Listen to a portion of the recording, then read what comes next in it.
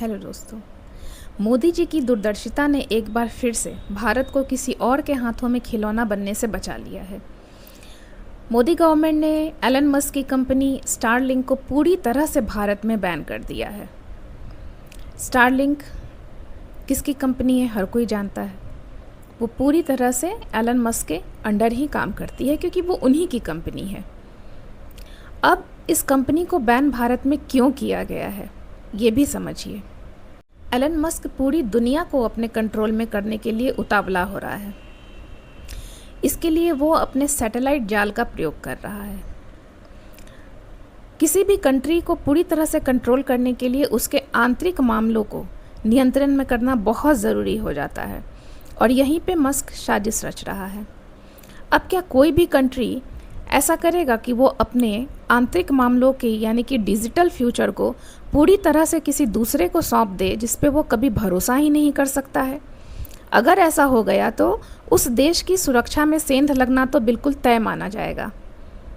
Musk की team ने खबर ये उड़ा दी है कि ईरान जो है वो स्ट्रेट ऑफ हॉर्मुज के नीचे जो केबल बिछा हुआ है इंटरनेट का, उसे वो काट देगा, कभी भी काट देगा।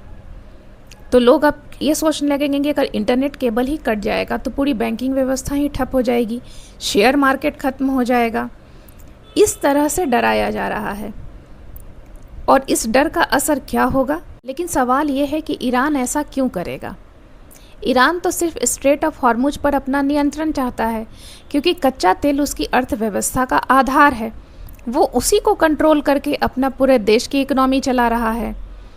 अगर मस्क अपने सैटेलाइट के थ्रू पूरी दुनिया के लोगों का इंटरनेट और डाटा अगर अपने कब्जे में ले लेता है तो क्या किसी भी देश की मिलिट्री जो है वो अपने देश का सुरक्षा कर पाएगी?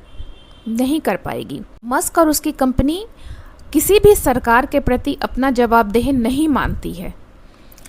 अब मस्क की पीआर टीम ने ये नैरेटिव सेट कर दिया है कि अगर कभी भी टोटल ब्लैकआउट हो जाता है, इंटरनेट पूरी तरह से ठप हो जाता है ईरान के इस कदम से, तो सिर्फ और सिर्फ एक मसीहा कौन है? एलन मस्क है।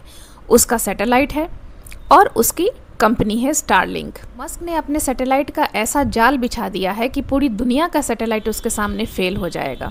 सवाल ये उठता है कि पूरी दुनिया क्यों नहीं इसका विरोध कर रही है? अब इसका कारण समझिए।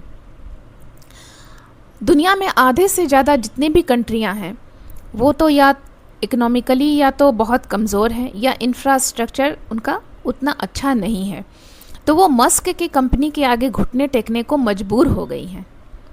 लेकिन भारत ऐसा नहीं है। अमेरिका शुरू से ही टेक्निकली खुद को बहुत स्ट्रांग पोजीशन पर रखता आया है और इसी के बलबूते हुए अलग अलग देशों की सरकार को गिराने का मादा रखता है। अभी हाल में बांग्लादेश इसका ज्वलंत एग्जाम्पल है। बांग्लादेश को जलाने में अमेरिका का बहुत बड़ा हाथ रहा है।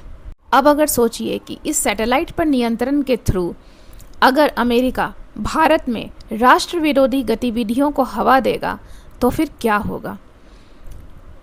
क्योंकि सारा इंटरनेट तो उसकी मुट्ठी में रहेगा। वो जब चाहेगा, जहाँ चाहेगा, जिस कंट्री को चाहेगा उसी कंट्री में तबाही मचा सकेगा। भारत भी इससे अछूता नहीं रहेगा। इस सिचुएशन को भांपते हुए मोदी ने उसकी कंपनी को बैन कर दिया। अब इसके दूरगामी परिणाम बहुत भयंकर होने वाले हैं क्योंकि जो भी यहाँ कुछ राजनेता ऐसे, कुछ यहाँ राष्ट्र विरोधी तत्व हैं, कुछ एक्टिविस्ट हैं और कुछ राजनेता अब पूरा प्रयास करेंगे कि भारत में कहीं ना कहीं दंगा भड़के, हिंसा भड़के और पूरी सरकार को अस्थिर करने का प्रयास वो लोग अपने दम पे करेंगे ही करेंगे क्योंकि उन्हें फंडिंग बाहर से मिल रही है। क्योंकि मस्क अपनी बेइज्जती का बदला तो लेगा ही। वो इतना अमीर है कि वो चुप तो नहीं बैठेगा।